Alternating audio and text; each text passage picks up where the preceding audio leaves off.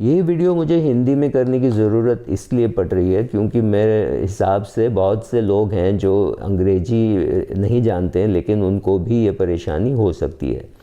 एक महिला पुलिस कर्मचारी ने मुझे फ़ोन किया और मुझसे कहा कि मुझे कुछ सलाह चाहिए। मैं आपके समय ले रही हूँ। तो मैंने कहा बोलिए आपको क्या चाहिए। तो ये औरत कुछ 5-6 लाख रुपए साल की कमा रही है। उनके जो पति देव हैं वो उनका अभी धंधा अच्छा नहीं चल रहा है कोरोना वायरस के वजह से।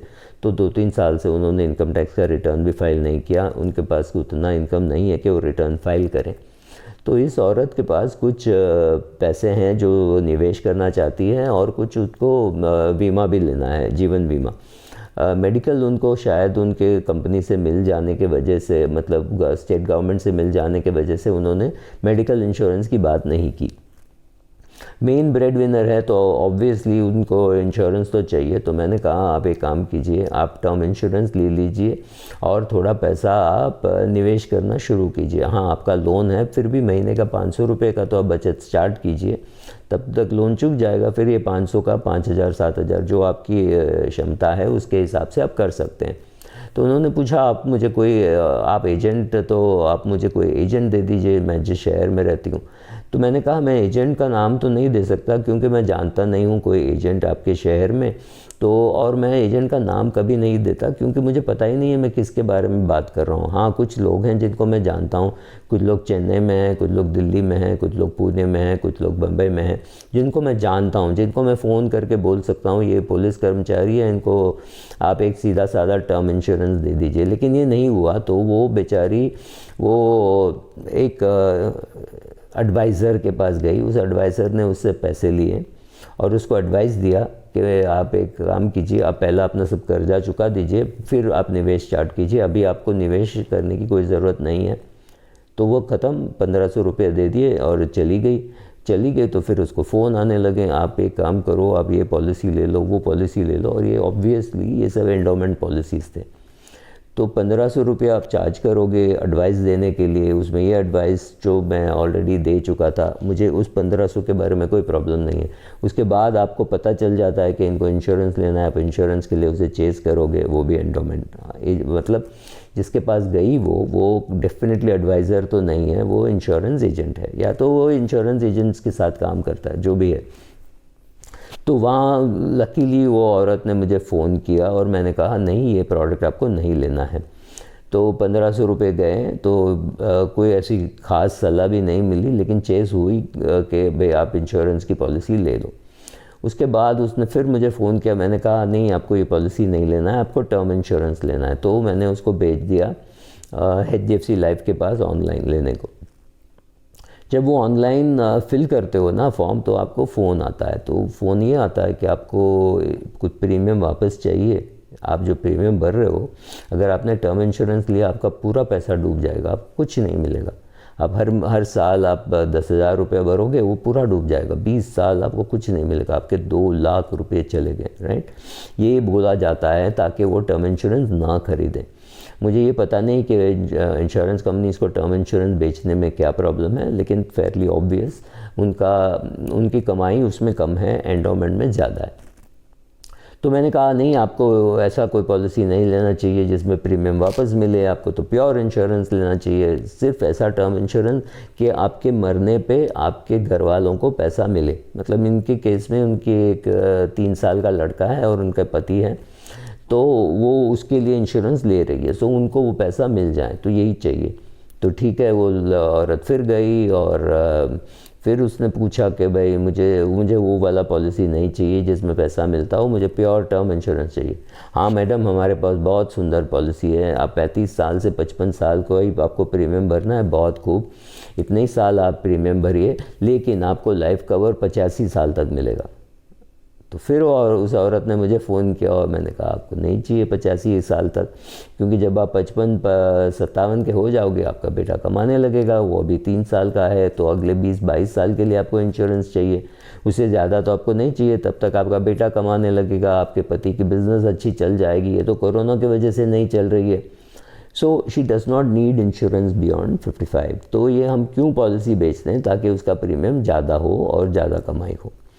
तो मैंने वो भी टाल दिया, बोला ये भी नहीं चाहिए। तो उसने फिर फ़ोन किया और बोला वो उसमें कुछ राइडर्स उधर, मैंने बोला वो भी नहीं चाहिए, आपको जो चाहिए आपको मिल रहा है, प्योर टर्म इंश्योरेंस। अब मुझे पता नहीं आगे क्या हुआ क्या होगा, अभी तो वीकेंड आ जाएगा, उसके बाद कोई और कुछ और बोलेंगे।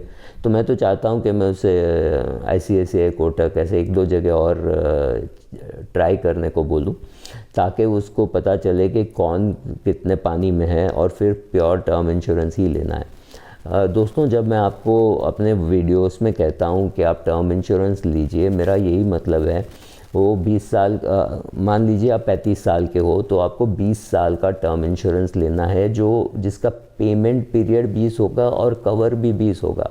ऐसा नहीं कि कवर आप 200 साल के लिए ले रहे हो तो वो भी बेचेंगे, लेकिन कोई ख़रीदेगा नहीं, इसीलिए शायद नहीं बेच रहे हैं। आपको 85 साल तक इंश्योरेंस नहीं चाहिए, उसमें भी ज़्यादा कमाई होती है, इसीलिए वो देते हैं आपको। ऑनलाइन ख़रीदने वालों को अगर इतना कोई हैरेस कर सकता है तो उस बंदे की सोचिए जो इनके ब्रांच में जाता होगा, उसको क्या करते होंगे। और मैं बहुत खुश हूँ कि ये पुलिस औरत ने मुझे फ़ोन किया और मुझसे पूछा और बार बार पूछ रही। मैंने फिर से उससे कहा कि अगली बार आप जब फाइनलाइज़ कर दोगे, आप तय कर लोगे कि आपको कौन सा पॉलिसी लेना है, तो मुझे फिर फ़ोन कीजिए, राइट। सेम थिंग यही होगा जब वो कोई इंश्योरेंस अपने म्यूचुअल फंड में जाके बोलती है मुझे इंडेक्स फंड में डालना है, पक्का उसको ये कंफ्यूज किया जाएगा, इंडेक्स फंड में कम रिटर्न मिलेगा, ये हमारा ESG फंड देखो ये इसमें कितना अच्छा रिटर्न है वगैरह वगैरह, और वो फिर कंफ्यूज हो जाएगी। और फिर तो या तो मुझे फ़ोन करेगी विच इज़ ओके, या तो वो ये करेगी कि ठीक है आप एक काम कीजिए, मुझे महीने का 2000 रुपये डालना है, 1000 रुपये आप ESG फंड में डाल दीजिए या कोई और फंड में डाल दीजिए और 1000 रुपये आप इंडेक्स फंड में डाल दीजिए। अब उस बेचारे को पता नहीं है रेगुलर लेना चाहिए, डायरेक्ट लेना चाहिए, क्या करना चाहिए, टॉपअप करना चाहिए, कुछ पता नहीं। तो वहाँ जो बंदा बैठा है ही is not expected to help, उसका काम नहीं है आपकी मदद करना, उसके पास दूसरा भी काम है। तो ये काम आपको खुद, अगर आप खुद करना जानते हो तो ही आपको डायरेक्ट मिलेगा, नहीं तो आपको एजेंट के थ्रू जाना पड़ेगा। बस आप एजेंट के पास पहुँच जाइए और वो एजेंट आपको देने लगेगा और फिर बोलेगा ये यूलिप ले लो, या तो ये वाला SIP देखिए कितना अच्छा रिटर्न मिलता है, इस फंड में मत जाओ, उस फंड में जाओ। वो तय करेगा कि आपको क्या लेना है और आपको कितना रिटर्न मिलेगा। So my suggestion is very simple. अगर आप पुलिस है, आप आर्मी में हैं, कुछ भी हैं, आप साल का 5-6 लाख कमा रहे हैं सॉरी, आपके बच्चे हैं, आपको कवर लेना है, तो प्योर टर्म इंश्योरेंस और उस कंपनी से लीजिए जो सबसे सस्ता हो आज। और अगर आपको कोई बोलता है एजेंट, तो आपको बोलेगा नहीं सर, जब आप मर जाओगे तो आपका क्लेम नहीं मिलेगा, या तो आपका क्लेम लाना बहुत मुश्किल है, मैं हूँ और मैं ला सकता हूँ। उस एजेंट को सिर्फ इतना पूछिए आपको किसी ने लिख के दिया है क्या कि आप ज़िंदा रहोगे जब मेरी क्लेम आएगी, right. So be very careful what you are listening. आप क्या सुन रहे हो, किससे सुन रहे हो, वो क्या बोल रहा है, ज़रा ध्यान दे के सुनिए और आपको फिर पता चल जाएगा वो आपको क्या बेचना चाहता है और आपको क्या ख़रीदना है। आपको क्या ख़रीदना है वो बहुत ही आसान है। आपको सिर्फ term insurance, pure term insurance with limited पे सॉरी 20 साल का पॉलिसी, 20 साल का पेमेंट, 15 साल का पॉलिसी, 15 साल का पेमेंट, 15 साल का कवर, उससे ज़्यादा कवर भी नहीं चाहिए, right. So buy a simple product, buy a simple index fund.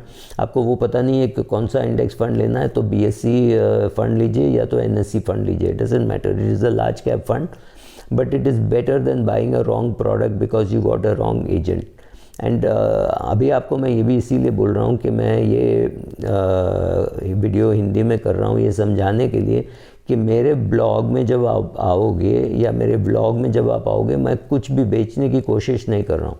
अगर आप जिस एडवाइज़र से मिलने जाते हो, अगर वो एजेंट जैसे बात करता है जल्दी ले लो, अभी ले लो, अगला नया प्रोडक्ट आने वाला है, उसमें दूसरे प्रॉब्लम्स हो सकते हैं, अभी ले लो, then he is not behaving like an adviser. वो एडवाइज़र की काम नहीं, वो सेल्समैन की काम ज़्यादा करना चाहता है, विच इज़ ओके। आपको पता होना चाहिए कि आप एजेंट से बात कर रहे हैं, नॉट विथ एन एजुकेटर।